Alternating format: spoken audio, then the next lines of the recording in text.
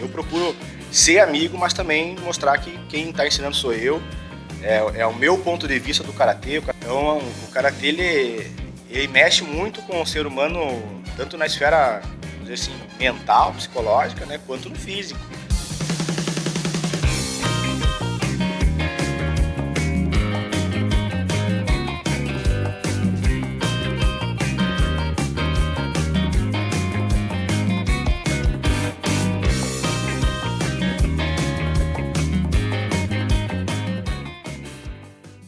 Olá pessoal, o canal o Tempo Todo trazendo mais um convidado nessa semana, na parceria do canal com a Terra Vermelha, Agência de Comunicação e Marketing. Nosso convidado, Christian Leonardo de Mello, responsável pelo Shindokai Dojo, Karatê estilo Shotokan, um trabalho que já está sendo feito há muitos anos aqui em Juí. Prazer recebê-lo, Christian. Eu que agradeço a oportunidade e bom revê-lo novamente, né? Sensei Christian, como é que está lá o nosso Karatê Shotokan? Cara, tá...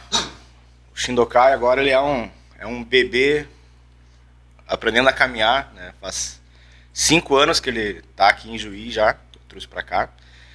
E agora eu já consigo dizer que ele vai ficar, né? Se consolidou, né? Não vou dizer a marca, mas o Karatê aqui em Juí, né? Então, tá bem, então... A gente está tomando proporções assim que eu não esperava que fosse ser tomada tão já, nesses 5 anos a recém, né? Então, até sou suspeito para falar, né? Porque para mim é uma criança que só está me dando orgulho, né? Eu sempre comentava e comentei com você já, quando estava lá fazendo também o treinamento, que me surpreendia em Ijuí não ter, por exemplo, academias de karatê, pelo potencial que Juí representa, pela quantidade de jovens e adolescentes. E hoje, como você disse, se consolidou o Karatê Shotokan através da Shindokai Dojo aqui em Juí. Quantos alunos na academia? Como é que é a faixa etária? Turnos? Hoje a gente tem registrado, assim, cara, ativo, 110, 115 alunos. A gente está atendendo uma faixa etária dos 3, os baby, né? E o meu aluno mais velho, ele tem 62, vai fazer 63. Então Isso é muito... uma gama bem ampla, né? Então a gente trabalha manhã, tarde e noite, é direto, né? Para quem não está familiarizado, o que é o Karatê? O Karatê hoje, cara, eu enxergo o Karatê como uma ferramenta de... além da defesa pessoal, de socialização, né? Eu gosto de dizer que a gente tem um grupo bacana ali, democrático, porque ao mesmo tempo que tá o médico cirurgião, tá o cardiologista, tá o rapaz que limpa uma piscina, tá o rapaz que trabalha no açougue, que é aquele do chão de fábrica, sabe? Então eles treinam junto, trabalham junto, dividem as dificuldades junto, superam elas junto, né? Isso para os adultos. Para as crianças ali, cara, é um trabalho assim que a gente identificou hoje em dia. O pessoal fala muito que tá uma geração meio Nutella, meio fraca, né? Então a gente no celular. Só no celular. A gente recebe umas crianças, às vezes, assim, com uma dificuldade muito grande. Tá? Então eu, nesses 5 anos, eu aprendi muito com as crianças, né? Então hoje eu desenvolvi uma didática que eu acho que é minha, aonde além da arte marcial eu consigo passar valores ali de respeito, de caráter, de superação, ali que eles desenvolvem, que não, mesmo sem eu estar percebendo, né, mas que depois eu recebo o feedback dos pais. Então, que eles melhoraram no colégio, a vivência com os colegas melhorou, eles estão mais confiantes, né, atividades que antes para eles eram, meu Deus, não quero fazer mais isso, quero ajudar em casa, eles tomam iniciativa, não, daqui que eu vou arrumar meu quarto, sabe? Então, são coisas que eles aprenderam ali no dojo, que eles estão levando para fora. Então, a gente recebe, às vezes, ali, e-mail do colégio, parabenizando e perguntando o que é trabalhado ali, mas não tem como eu explicar, porque é da vivência, né, das famílias, né? Então tem até alguns dojo de fora, né, que tem um contato com nós, assim, que vem ver como é que está sendo trabalhado com as crianças, principalmente. Então eu vejo dessa maneira, né, que o Karatê está servindo como uma ferramenta, além de ensinar a luta, para a criança também se desenvolver socialmente, né, como pessoa. Christian, você comentou dos alunos que você tem lá na academia e que a faixa etária, a partir de 3 anos, aí criança, tem adolescentes, o pai que vai na academia para matricular o aluno, a mãe que vai na academia, chega a comentar com você, olha, o fulano ou a fulana é meio indisciplinado, tem um pouco de falta de atenção, na escola não está indo bem, como é que funciona isso, Cristian? Tem bastante. Então, aquela coisa, né? Eu aprendi com eles, né? E eu procuro passar o exemplo. Então, como eu comentei, eles me veem errando, pedindo desculpa, limpando o tatame, que é o que a gente faz, né? O soji. Então, eles olham para o professor e veem que o professor vive aquilo que ele está pedindo, sabe? E nessa situação, às vezes, é muito mais difícil a gente trabalhar com a família do que com a criança, né? Porque ali no dojo a gente procura passar o exemplo. Então, eu peço sempre para a Daniela, que é a senpai deles, né, que é a mais antiga, que também atende as crianças, procurar ser esse exemplo, em vez de só, né, só cobrar. E aí a gente vê que conflita um pouco em casa. Então acontece muito isso aí, cara, dos pais chegar ali e dizer, meu filho é muito nervoso, ele é muito respondão, sabe? Mas daí desenrola um pouco ali, os pais me chamam, professor, não sei o quê, daí famílias assim que eu tenho mais contato, às vezes eu vejo que o trato entre eles é na base do grito. Cara, então tu tá dando pro teu filho um exemplo que tu não quer que ele faça, sabe? Então, eles acabam respondendo ao exemplo que eles têm em casa, às vezes, né? Então, às vezes não é por mal, é a correria do dia a dia e tudo mais. Então, a gente precisa sentar, às vezes, conversar, dizer, mãe, pai, você tem que dar uma atenção, ficar um pouco mais junto, né? Ele não reage a grito, a bronca, tem que ir ajustando aos pouquinhos, né? Então, para a criança, a gente procura, vamos dizer assim, focar bastante nessa questão de ser o exemplo, e tá sempre alinhando com os pais, ali, tá sendo trabalhado isso, no karatê a gente tem falado esse tipo de coisa, para não chegar em casa e dar aquele conflito, né? Pro adolescente o buraco é mais embaixo, né, cara? Porque o adolescente ele tá naquela fase que ele é invencível. E aí tu... Super-herói. Tu tá naquele ponto de, cara, como é que eu vou ensinar esse bicho aí agora que ele é carne e osso, sabe? Não que seja o correto, mas às vezes a gente tem que apertar o aluno um pouquinho mais, tem que judiar dele ali para ele ver que, opa, aqui não é eu que mando, se eu der bobeira eu vou me dar mal com a galera aqui. Então também eles começam a ver a partir do exemplo, então a gente procura manter uma postura sempre firme, mas nunca daquele do cara que quer dominar, que quer, sabe, ser eu sou o Deus aqui dentro do karatê. Não é, eu procuro ser amigo, mas também mostrar que quem está ensinando sou eu, é o meu ponto de vista do karatê. O karatê não é a melhor coisa do mundo, mas aqui, trabalhado com seriedade, vocês vão ter uma coisa de qualidade e de fundamento. O que cabe a vocês é ouvir e procurar fazer o que a gente está pedindo. Então a gente vai aconselhando, vai trocando ideia. Então tem pais, às vezes, que falam, meu Deus, tu é mais psicólogo do que professor de karatê, né? Porque é uma coisa que eu notei. Tem adolescente, principalmente, que eles não precisam do esporro ou aprender uma arte marcial que vale, eles precisam conversar, sabe? Então a sala lá do dojo, estou pensando em tirar a porta para ficar sempre aberta, porque sempre tem, cara, no final de aula vem aluno conversar, vem pedir conselho, às vezes é meio-dia, eles me ligam, ô professor, aconteceu tal coisa no colégio, o que eu faço? Eu digo, cara, não sei. Vai depois no dojo que a gente dá uma conversada, sabe? Então a gente está tendo esse alinhamento com os alunos, sabe? Mas por um lado é bom porque você tem a confiança desses alunos que te procuram, né? Que não vou dizer que seja a função do professor, mas acaba que muitas vezes ele se abre com o professor, com uma professora, e não se abre com os pais em casa, até porque alguns pais gostam de terceirizar, né? Também. Às vezes é porque de repente o pai e a mãe não dão brecha, né? Então como eles veem que a gente também quer o bem deles, mas é de repente mais acessível, eles se sentem confortáveis para conversar, né? Mas esse tipo de coisa, cara, eu acho que não é exclusivo meu, porque o meu professor, meu sensei era assim, sabe? Então, quando eu comecei a arte marcial, eu comecei no taekwondo. Então, o taekwondo, cara, foi assim uma coisa nova, que me deu uma base, assim, sensacional, sabe? Então, eu gosto muito até hoje, mas não me preenchia, sabe? Então, quando eu encontrei o karatê, que eu conheci o meu sensei, cara, isso aqui é um negócio de cinema, cara, não pode ser verdade, sabe? Então, era semelhante ao mestre Miyagi, conselhos, certo, conversa, sabe? Apertava quando tinha que apertar. E uma coisa que até hoje, cara, se eu falo demais, eu já fico meio mexido, era a presença que ele tinha na nossa vida, dos alunos dele, sabe? Então, a situação assim, cara, da minha mãe ficar doente e ele lá visitar, eu não tá bem, ele lá visitar, sabe? Então ele sempre foi o sensei, mas ao mesmo tempo aquele paizão, sabe? Então ele tava sempre ligando, como é que tu tá? Por que tu não veio? Como é que tá a mãe? Sabe? Então ele tava sempre mostrando. E era com todo mundo, cara. Então todo mundo sentia, até hoje, um carinho por ele, assim, que desumano, sabe? Da onde que é o sensei? Ele é de Carazinho. A de Carazinho, é a tua cidade natal. E eu acho que inconscientemente eu acabei tomando pra mim também isso aí. Então eu tento ser, não digo assim tal qual ele, porque eu não tenho muito hábito de visitar, até porque normalmente sou eu que tô ali no dojo gerenciando, fazendo aula, aplicando aula. Mas eu procuro estar presente também. Então sempre, desde a criança, cara, quando eles querem, sabe, conversar, eu tô ali. E às vezes eles me pegam, cara. Tu pergunta, passa por um de 3, 4 aninhos. Daí, fulano, como é que tu tá? Ah, tô bem. Ah, e o pai e a mãe? Ah, meu pai tá morando na minha avó, minha mãe tá brava com ele, desde o cara, sabe?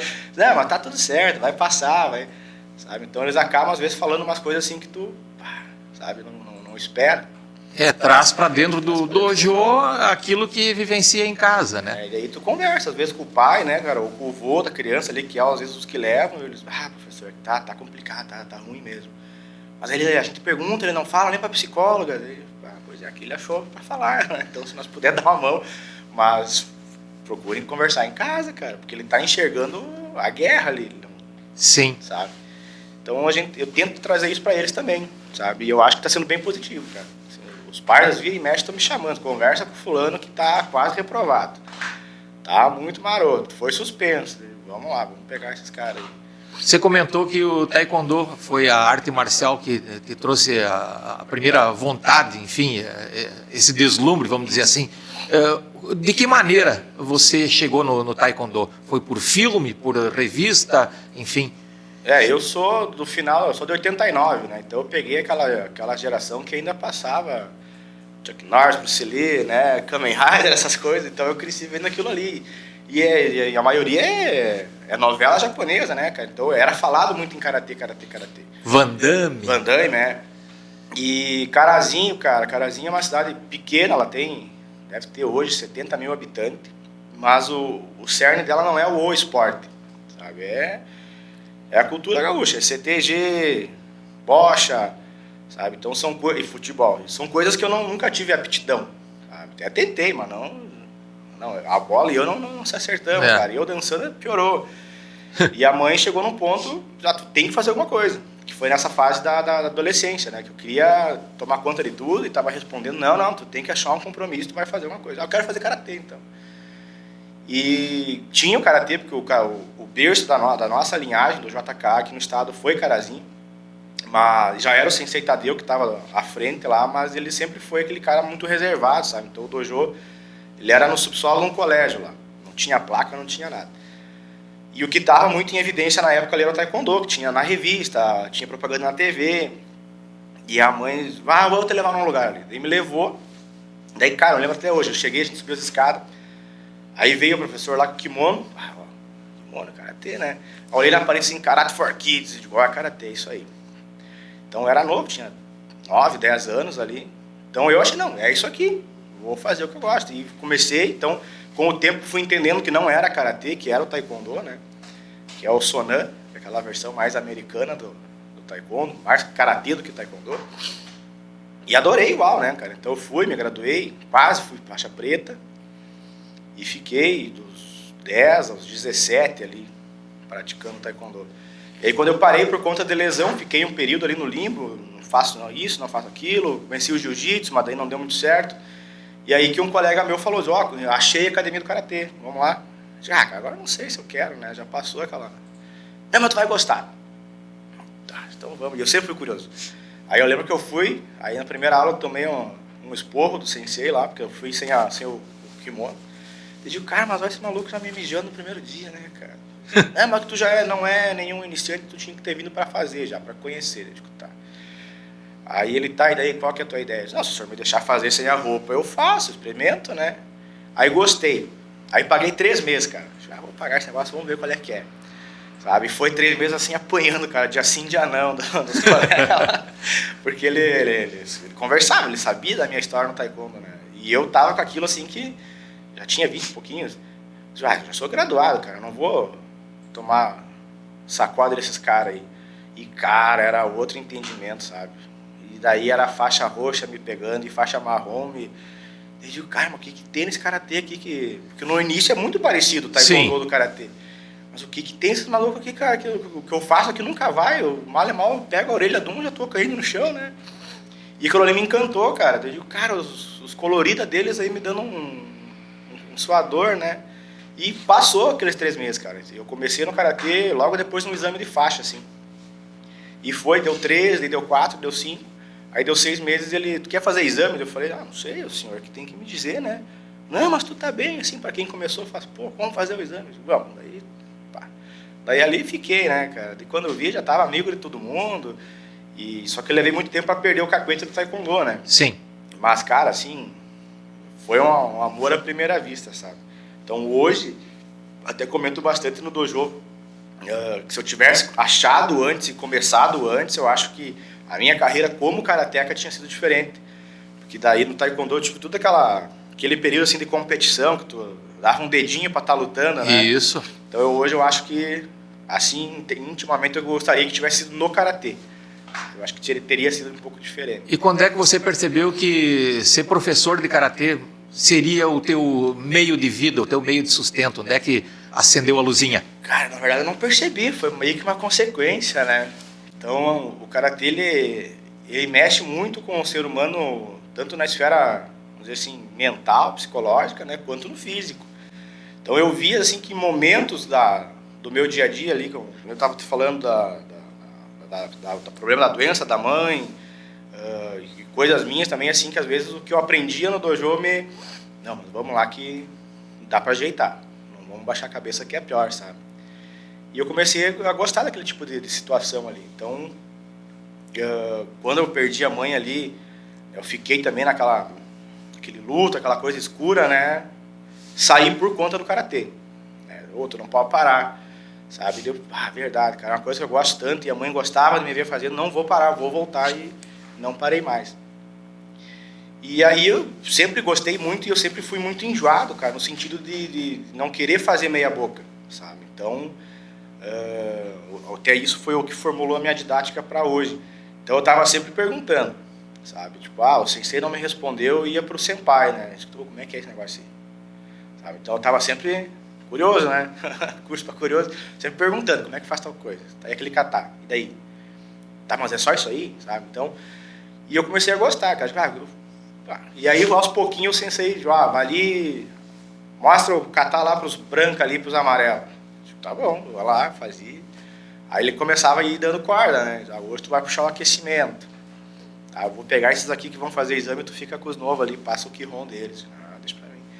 E fui gostando, cara. Então, eu acabei saindo do dojo do Sensei Tadeu, né? Porque eu tava com aquilo assim de, não, eu quero ajudar, eu quero mais, não quero ficar só assim nos bastidores da coisa, né? E daí, então, alguns colegas meus ali que já tinham um dojo deles também me chamaram, vem trabalhar com nós aqui que a gente te dá uma turma. E acabei indo, cara. Então eu fiquei 2 anos ali com eles, né? Então 2 foi em Carazinho e 1 ano e pouquinho foi aqui no Ijuí. E aí depois virou o Shindokai. Hoje na academia, no dojo, não vou dizer o que te dá mais prazer, mas é mais tranquilo trabalhar com criança e adolescente ou com adulto? Porque você tem uma turma boa de adultos lá também. Depende, cara. Eu acho que tranquilo todos são no geral, desde que tu atenda o que eles querem, né? Então, os objetivos são diferentes, na verdade, né? A criança, cara, ela tá ali, mais é para socializar e para ver um negócio diferente, né? Então a gente trabalha muito a questão da cultura, então tem aula ali que a gente senta e conta história, sabe? Então eu não consigo aplicar com as crianças entre 3 e 8, por exemplo, defesa pessoal aplicada. É o karatê mesmo mais pancado.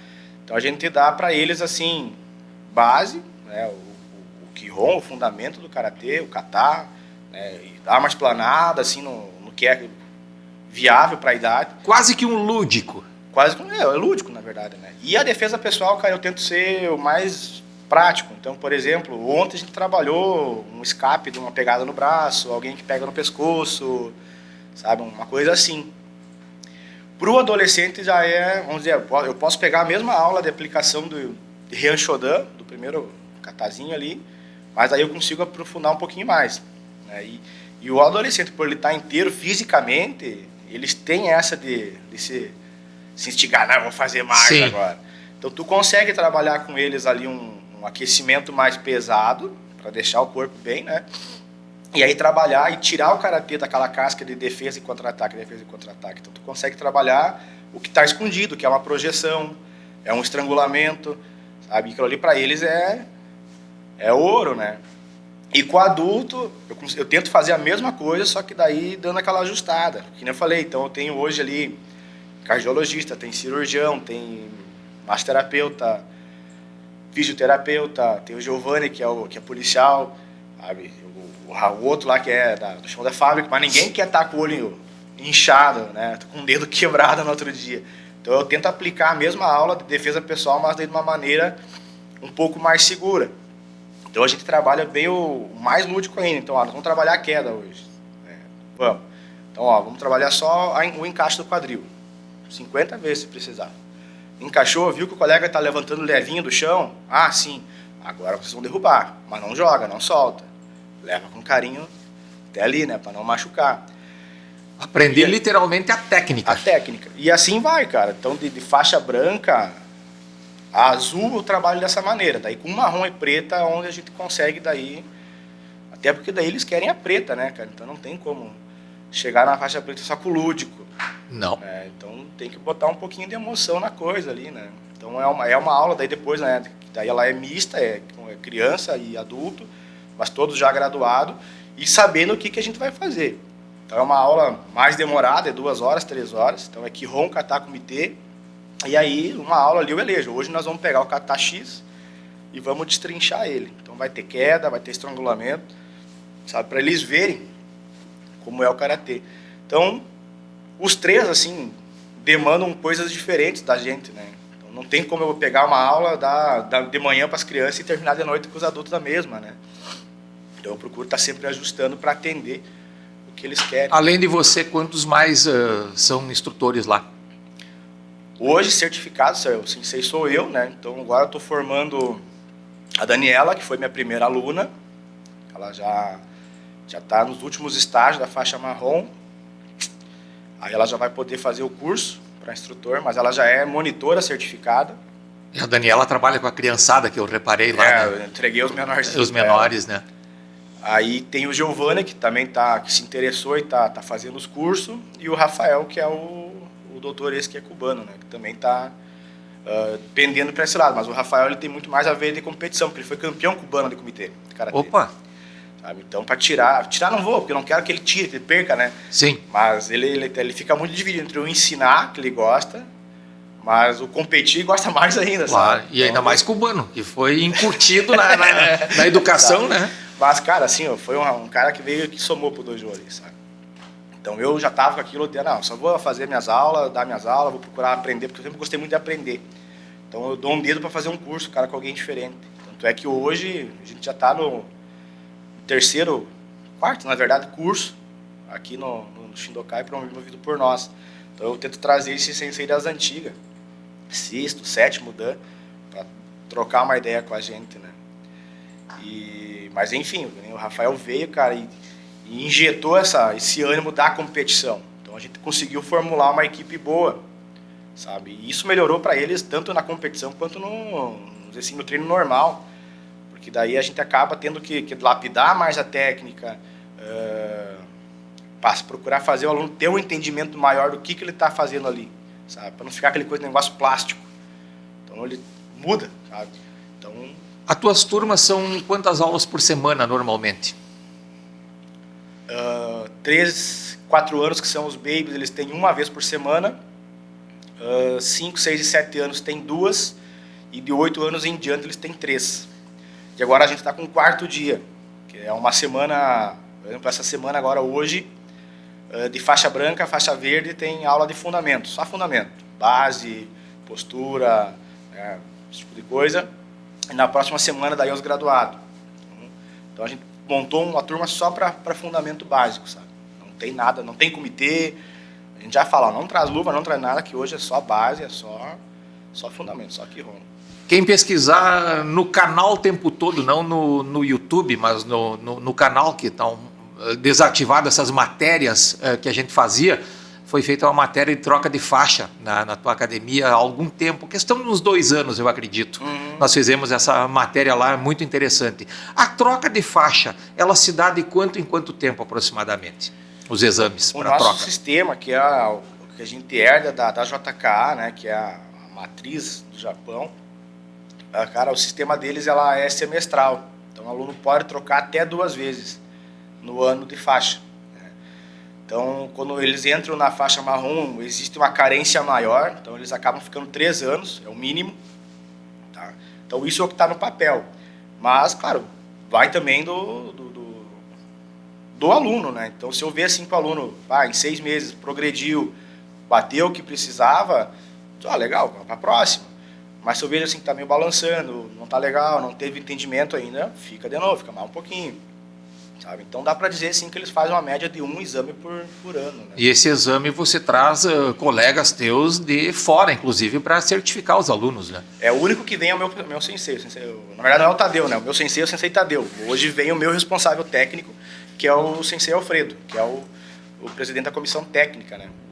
Da onde que é o Alfredo? Porto Alegre? Porto Alegre. De Porto Alegre. Ele é uruguaio, na verdade, né? Foi ele que trouxe o JK para cá.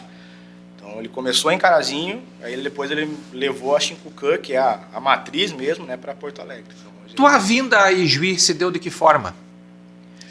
Cara, foi o pós-falecimento da mãe, né? Então eu tava naquela, porque eu já queria fazer curso para dar aula, e eu namorava com a Luciane, que é daqui.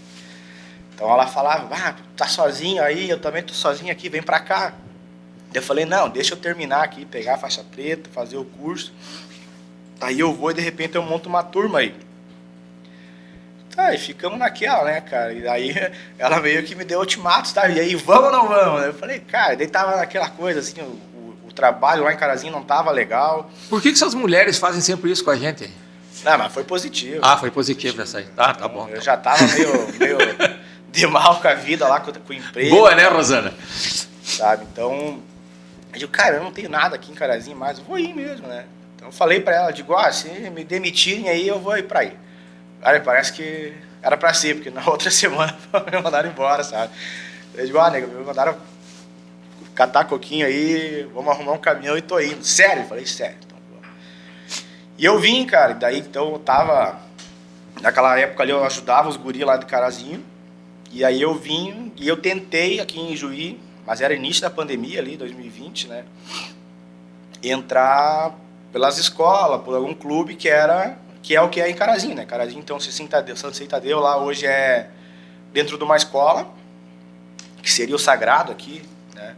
O outro dojo agora tem um local próprio, mas também era dentro de escola e dentro de clube. E eu ia tentar seguir o mesmo formato, né? Só que, claro, pandemia começando, ninguém me conhecia, e aí Christian Faixa Marrom, quem é esse cara aí, né? E não dava. Então eu acabei ajudando a minha mulher por um curto período ali. Ela era design de sobrancelhas, né? Então eu fui secretário dela. Certo. Aí um dia eu falei pra ela, não tem como, não vai dar. Vamos ter. Mas ela, meu, aluga um espaço.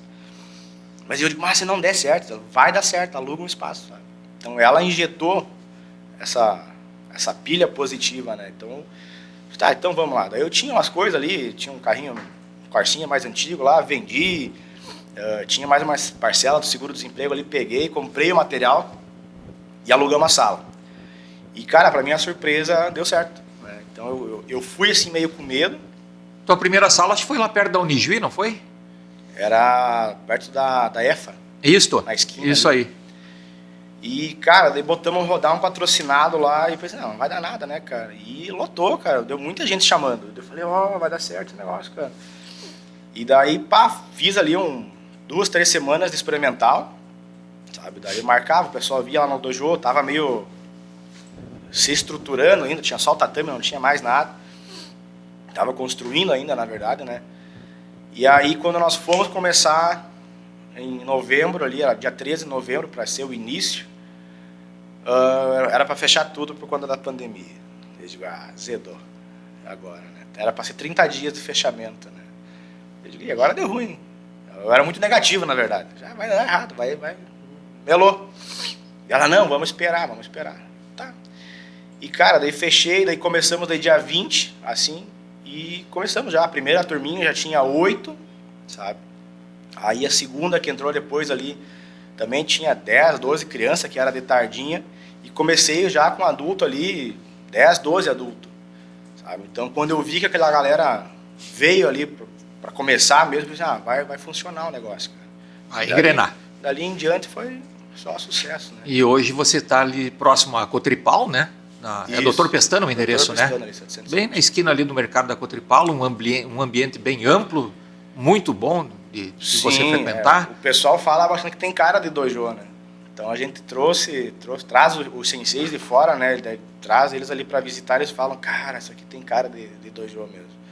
Eu não vejo, né, da maneira que eles, mas se eles estão dizendo é porque realmente tem, né? Você citou o exemplo de Carazinho, que lá o poder público, enfim, fazia algum tipo de convênio. Aqui em Ijuí, alguma possibilidade, algum apoio do poder público municipal ou ainda não? Ainda não, cara. A gente tem tentado, já tem 3, 4 anos, né, que a gente está competindo e os alunos estão representando o município, né? Conseguir, nem que seja aí o apoio para o transporte, né? Então, o Shindokai aqui, cara, a gente ficou bem deslocado, na verdade, do restante do grupo da nossa federação, né? Na nossa federação são 52 dojos, né? Mas eles estão concentrados na região metropolitana, norte, lado de lá do estado, sabe? Então, para cá, assim, tem eu aqui, Cruz Alta, tem o Sensei e Santana do Livramento, sabe? Então, tudo para nós é mais longe. Então, a gente quer ir competir Parobé, Porto Alegre, é horas indo, né? Então, ônibus, hospedagem. A gente consegue sempre, normalmente, né? Quase que geralmente com a sede lá, o alojamento. Mas para tu ir um dia antes, encarece. Então, a gente tenta conseguir nem que seja o transporte, né? Para a gente conseguir levar um grupo maior de gente. Porque os meus alunos, assim, os nossos, hoje, eles têm uma qualidade técnica muito boa. Então, eu consigo, às vezes, acompanhar exame de faixa, troca de faixa de outros dojos, e eu vejo que... Na comparação... Que os nossos estão bem na média, assim, sabe? E os resultados deles em competição também é bastante positivo. Então, eu percebi, assim, foi coisa assim, que apresentei para o esporte aqui da cidade, que vezes que a gente levou um grupo considerável, 30, 40 competidor, a gente sempre se colocou nas cabeças. Né? Teve um evento aqui de Juí, né, que estava em casa, nem lembro quantos atletas nossos competiram, cara, a gente ficou em segundo lugar. Né? Que hoje a nossa federação tem a Shobukan, que é da cidade de Marau, né? que mantém hoje, acho que o maior projeto social aqui do estado de Karatê. Então ele tem mais de 1.000 alunos. Então qualquer vinda deles ali, a gente já está brigando pelo segundo, não pelo primeiro. Eles são muito numerosos, né? Então é 2, 3 ônibus só deles lá. Então a gente veio aqui, ficou em segundo, e para mim aquilo ali foi em primeiro lugar, sabe? Então, desde ali, a gente sempre se manteve, segundo, terceiro, quarto, quinto colocado, né? Então tem um nível legal. Então, a minha briga maior é tirar essa gurizada daqui e levar eles para frente, para eles também se testar e se experimentar, né? Então, a ideia maior, assim, mais urgente é isso. Né? E o interessante é uma cidade como Marau, que é uma cidade 3 vezes menor que Ijuí, por exemplo, muito menor que Passo Fundo, é próximo a Passo Fundo, isso. Menor que Carazinho, e lá que é esse projeto aí com quase 1.000 atletas. Lá virou o berço do Karatê, né? Então, começou em Carazinho ali, mas por todo o trabalho desenvolvido pelo professor lá, eles receberam esse título, né? De berço do Karatê estadual. É lá, né? Então, com certeza, merece muito, porque eu converso bastante com o sensei lá, um exemplo para nós, assim. Cara, e foi 20 anos, assim, bem trabalhado, sabe? Dele tirar do dele para pagar e ajustar. Então, claro que eu não vou fazer o mesmo aqui em 5 anos, né? Mas eu vejo isso, cara, que Juí tem muito potencial, sabe? Dava para explorar mais coisa. Mas, né, então, não tem. Então, a gente tá conseguindo agora, tá fechando um projeto com o Eugênio de Castro, né, para começar o Karatê lá também com a prefeitura. Certo. Sabe? Então, é uma coisa que também eu acho que vai agregar bastante, né? Christian, algo mais que queira acrescentar? Mais uma vez, te agradecer, né, a oportunidade, dizer que o nosso dojo está sempre de portas abertas lá para toda a população aí do Ijuí, ir lá conhecer, trocar uma ideia. Uma coisa assim que eu procuro ser, assim, que é minha, né?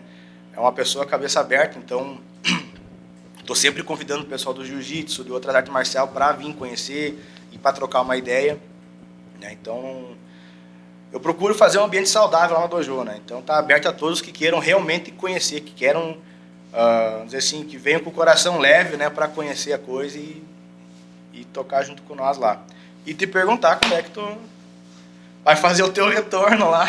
Vamos... Eu lembro que tu me disse, não, eu vou dar uma paradinha, mas assim que der, tô voltando.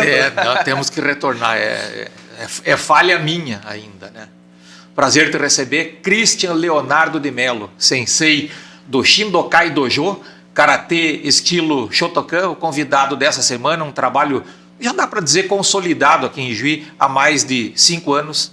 Ele foi o nosso convidado no canal o tempo todo com a parceria da Terra Vermelha Comunicação e Marketing. Semana que vem estaremos aqui de volta, porque aqui é o tempo todo.